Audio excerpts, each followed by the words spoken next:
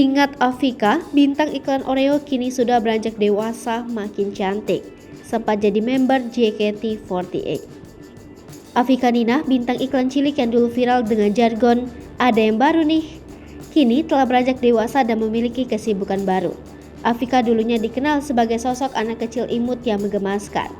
Ia sangat terkenal pada tahun 2012 lantaran membintangi beberapa iklan produk saat usianya masih 6 tahun. Salah satu iklan yang melambungkan namanya yakni Oreo yang kala itu juga memiliki jargon "ada yang baru nih".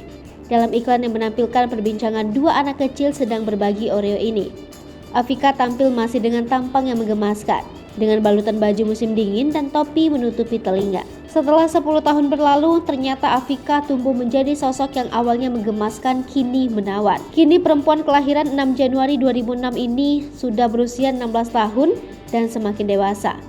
Hal ini terlihat dalam unggahan Instagram pribadinya. Afika kerap mengunggah potret dirinya yang makin cantik. Hingga kini, dirinya pun masih menjadi idola dan makin eksis dengan akun Instagram yang telah diikuti lebih dari 104.000 followers. Tak hanya itu, dalam unggahan akun Instagram pribadinya terlihat Afika juga kini jago dance dan ia juga nampaknya lebih suka tampil casual. Tak hanya itu, belum lama ini beredar video tengah memperlihatkan sosok Afika yang kini beranjak dewasa dan cantik.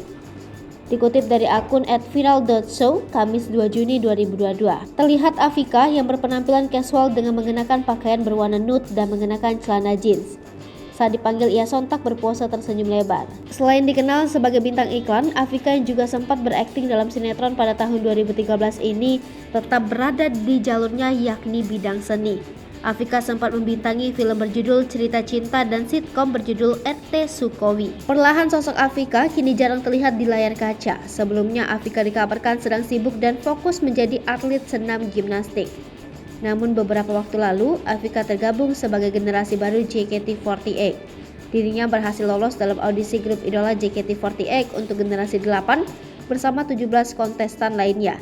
Akan tetapi pada tahun 2021 lalu, Afika menjadi salah satu personil JKT48 yang terpaksa harus diberhentikan lantaran rekruturisasi atau pengurangan personil sebagai dampak dari pandemi corona.